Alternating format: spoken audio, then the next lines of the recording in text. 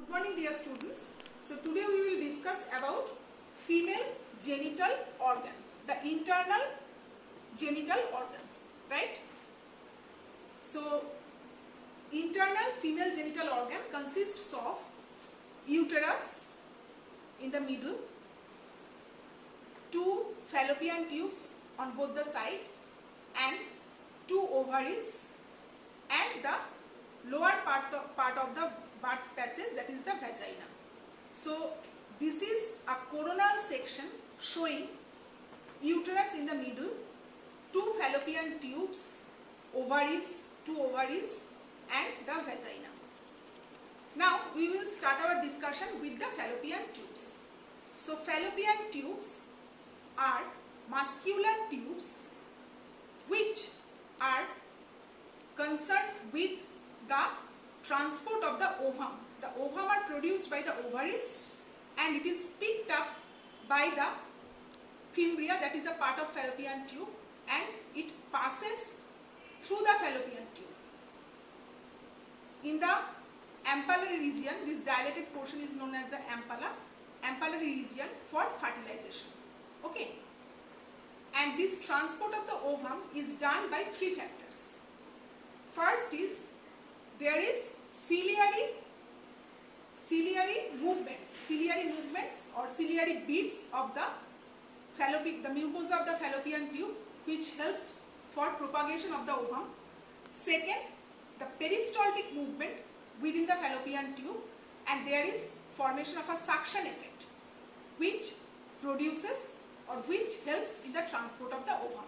So these three factors helps transport of the ovum, and the fertilization occurs within ampullary region of the fallopian tube. Now fallopian tubes, they are 10 cm in length and they have four parts. First part within the uterus, that is called intramural part. So first part is at the junction of the fundus and the body of the uterus, that is called intramural part. So here you can see in this figure, this portion which is within the uterus, that is called the intramural part, this portion. This is about 1 cm in length. Second part, that is this part, this is the most constricted part, this is called the isthmus. Third part, that is the most dilated part, this is called ampulla. And fourth part, that is the infundibulum. Last part, that is the infundibulum. And from the infundibulum, there are finger-like projections you can see here. These are called fimbria. One of the fimbria is the longest, that is called ovarian fimbria, which picks up the ovum from the ovary, right? And there are four parts of the uterine tubes and two ostium or two openings. So one opening at the lateral angle of the uterus, you can see here, this is called uterine ostium, and one opening at the ovarian end. This is called pelvic ostium or abdominal ostium. Can you see this one? So this is pelvic ostium or abdominal ostium. Now through this uterine ostium or tubal ostium, the fallopian tube is continuous with the cavity of the uterus, cervical canal and so on. So this is the different parts of the fallopian tube. Now this is actually a muscular tube, and what are the different layers of the fallopian tube? So from outside inward there is the serous layer, then the muscular layer and then the mucosa. And the muscle layer is concerned with the peristaltic movement of the fallopian tubes. And the mucous membrane, the lining epithelium is here, that is the ciliated columnar epithelium, and the cilia is responsible for the propagation of the ovum, right? So this is about the fallopian tube. Next come to the uterus.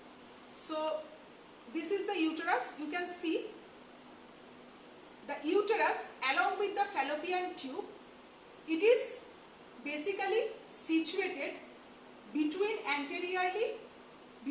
the urinary bladder anteriorly and posteriorly the rectum. Okay. So uterus along with the fallopian tube and broad ligament, it is actually dividing the pelvic cavity into two parts. Anteriorly, you see, come to this figure, anteriorly there is the bladder, urinary bladder, and posteriorly there is the rectum and anal canal, right? Now, uterus has three parts.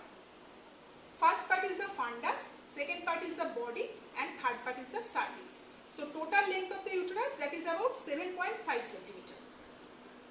Fundus is that part of the uterus, that is, if we draw an imaginary line joining the two opening of the fallopian tube, then the part above this area, that is called fundus, and it is muscular, it has no cavity. So here is no cavity, right?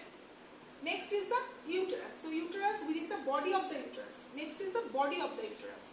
So body is that part from the fundus up to a level, up to a constriction, that is called isthmus.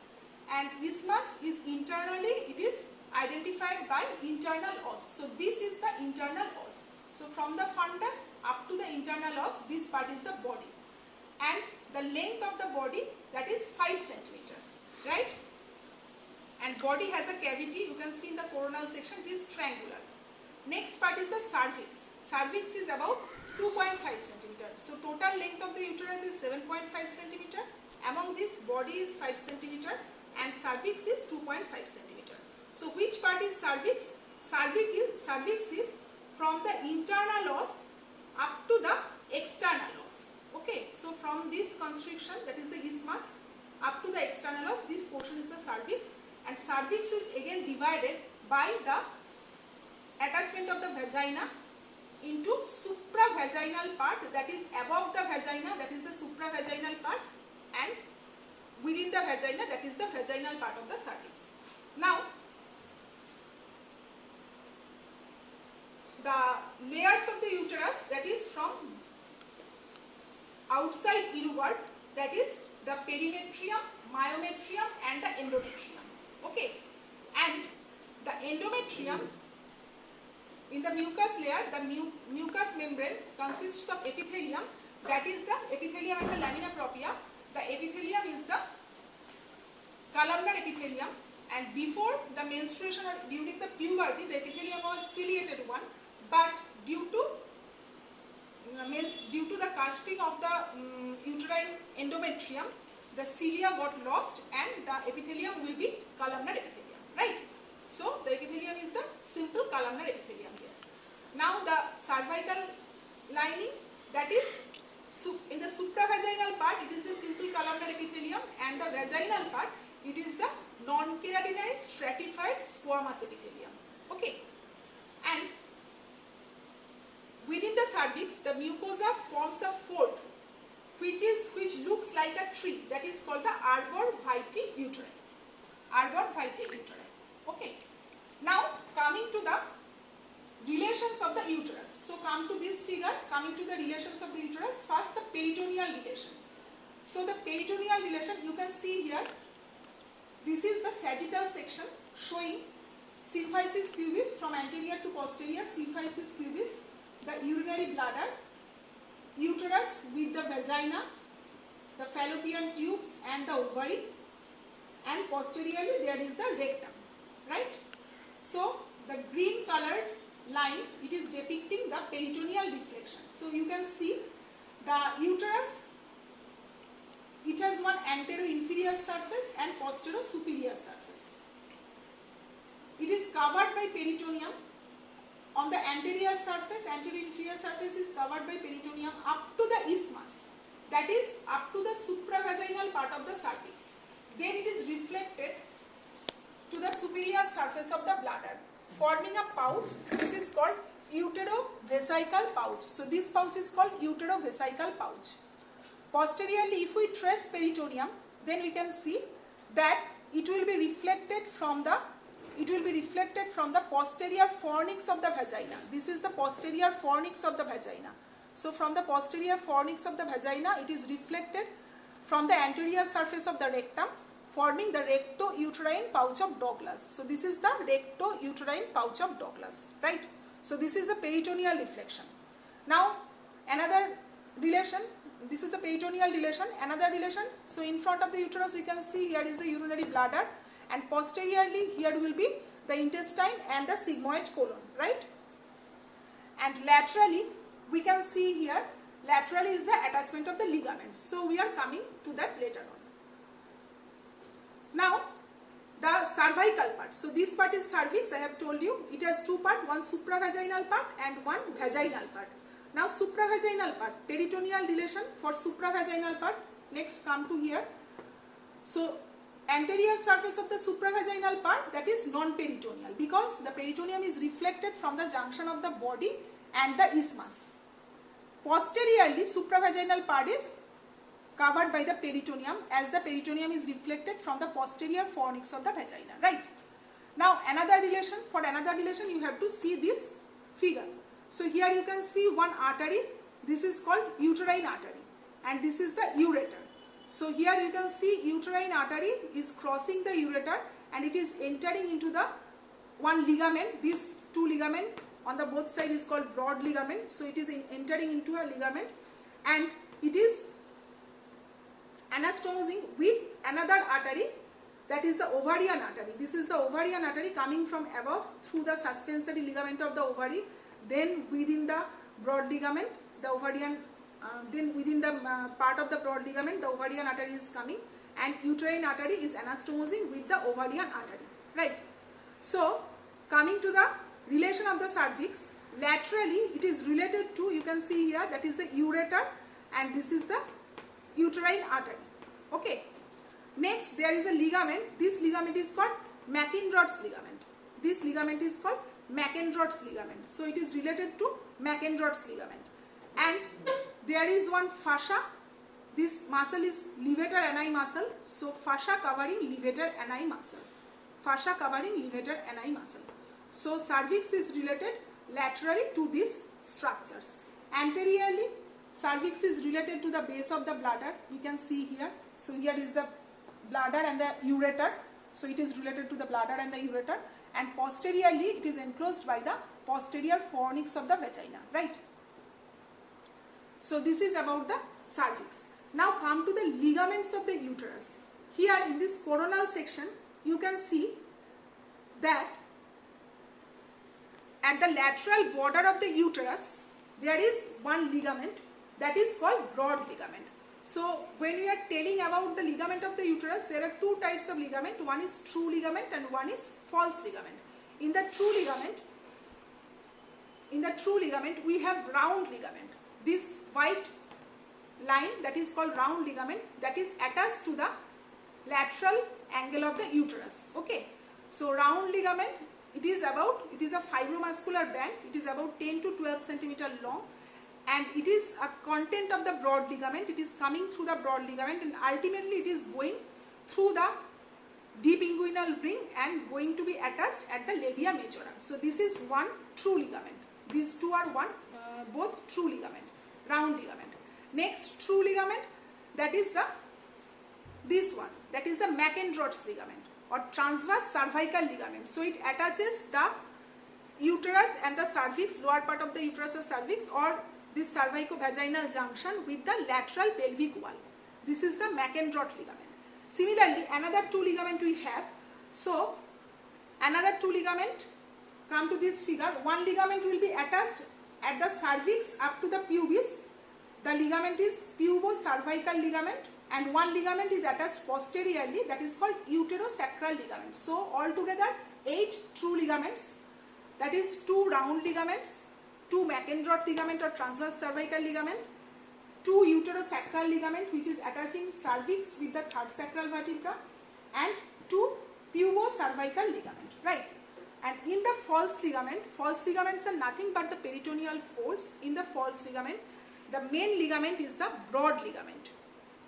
Beside broad ligament, we have this fold, that is the uterovesical fold or the anterior ligament, rectovaginal fold or the posterior ligament, and on the both sides laterally there are recto-uterine fold. So altogether 6 false ligament. Now come to the broad ligament. This is very important. So broad ligament, it is nothing but peritoneal folds. It is broad in shape or quadrilateral in shape. It has 2 layers, one anterior layer and one posterior layer. Now it has 2 borders. It has 4 borders and it has 2 layers and 4 borders. So what are the borders? Let us see. One is upper border, this one is the upper border, this one is the upper border, this one is the lower border, this is the medial border, and this is the lateral border. So broad ligament attaches the uterus with the lateral pelvic wall. Okay, and it is subdivided into 4 parts. So what are the 4 parts of the broad ligament? Starting from here, this is the suspensory ligament of the ovary. So suspensory ligament of the ovary, this green colored structure, it is attaching the fallopian tube, infundibulum and the ovary with the lateral pelvic wall. And through this suspensory ligament, we can see the artery is entering or vessels are entering, that is the ovarian vessels, which is going to supply the ovary and part of the fallopian tube. So this is the ovarian vessel. This is the suspensory ligament of the broad ligament. Next part, just below the fallopian tube, between the fallopian tube and the ovary, in this part is known as the mesosalpinx, which is attaching the fallopian tube. Next, third part, that is the mesovarium, which is attaching with the ovary, that is the mesovarium. And the fourth part, that is by the side of the uterus, this is the mesometrium. So altogether 4 parts of the broad ligament. Now what are the contents of the broad ligament? So we can see here, round ligament, this is the content of the broad ligament. Another ligament which is attaching ovary with the uterus posteriorly, this is called ligament of ovary. So this is another content of the broad ligament. Next is this uterine vessel, uterine artery and the ovarian artery and their anastomosis. This is another content. And here is some tubule which is known as the tubule and ducts of epipuron and parapuron. They are also the content of the broad ligament, and also the lymphatics, nerves, and sometimes the accessory suprarenal tissue. Okay, so these are the contents of the broad ligament. Now, this is about your broad ligament, and one thing about Mackendorf's ligament, it is called the cardinal ligament of the uterus because it actually holds the uterus in such a way so that it prevents the prolapse. So during surgery of prolapse, the Mackendorf's ligament or transverse cervical ligament is tightened, right?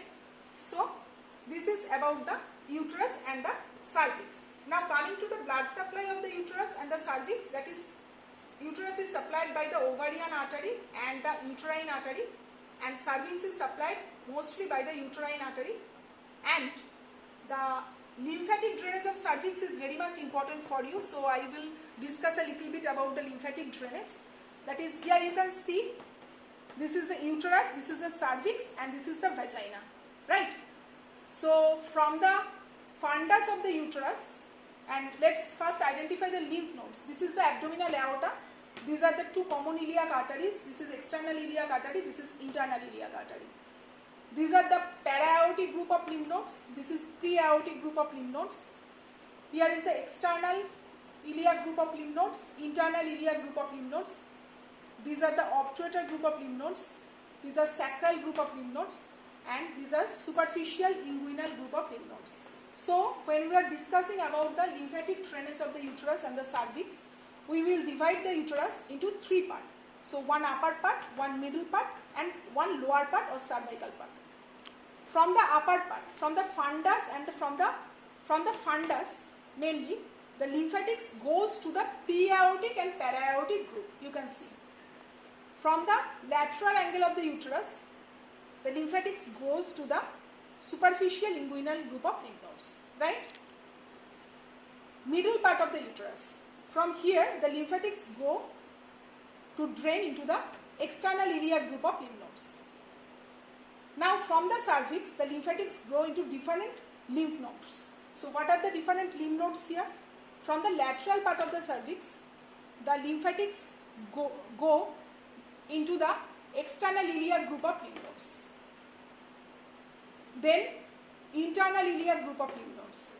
From the lateral and the posterior part, they go to the obturator group of lymph nodes, and in between they are intercepted by one special group that is called paracervical group of lymph nodes, right? From the posterior part, the lymphatics go through the uterosacral ligament to the sacral group of lymph nodes. So we can see here that cervix has a very wide lymphatic drainage. This is very important because the carcinoma cervix or carcinoma uterus, which can go to these different lymph nodes and which can metastasize via the lymphatics mainly. So for that reason this is very important. So lymphatic drainage of the cervix is very important for you.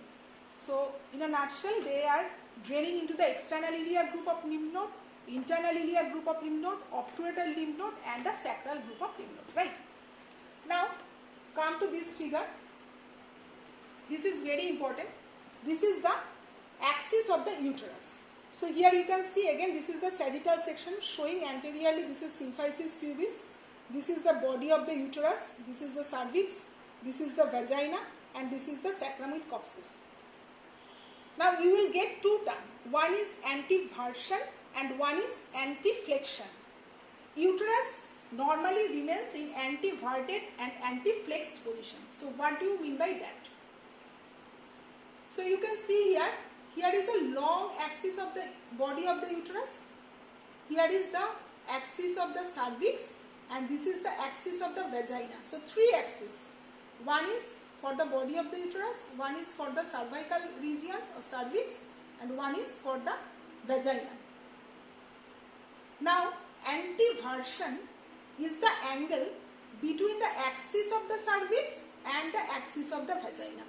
So this is the axis of the cervix, this is the axis of the vagina. Between these two, this angle, that is called angle of anteversion, provided the urinary bladder that will be anterior and rectum that are empty, those are empty, okay.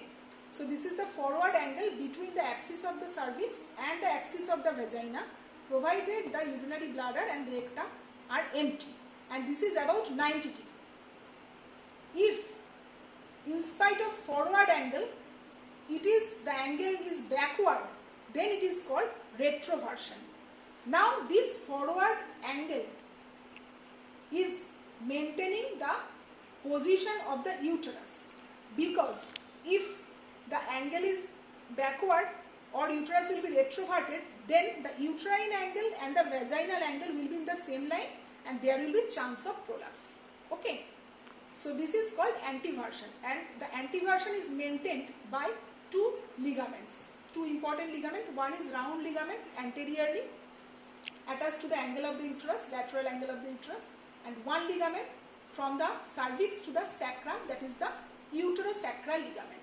So round ligament is pulling the uterus, the fundus of the uterus anteriorly, and uterosacral ligament is pulling the cervix posteriorly. So these two ligaments are maintaining the anteverted position. Now what is anteflexion?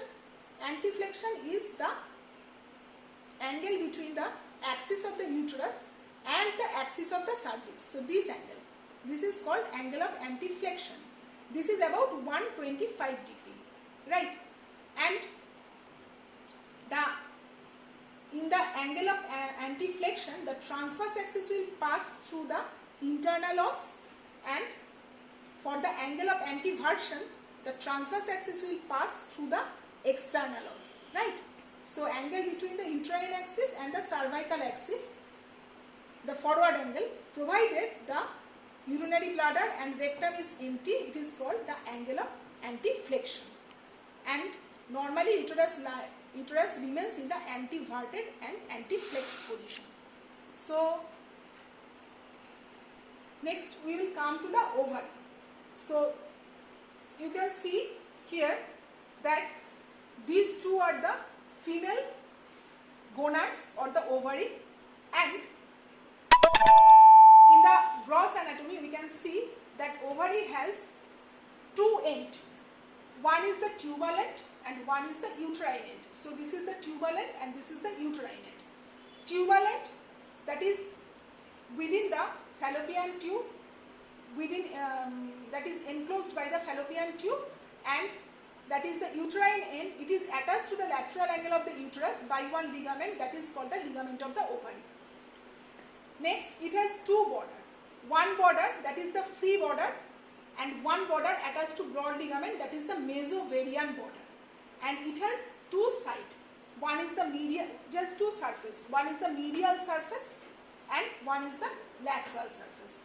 So here we can see also the ovaries.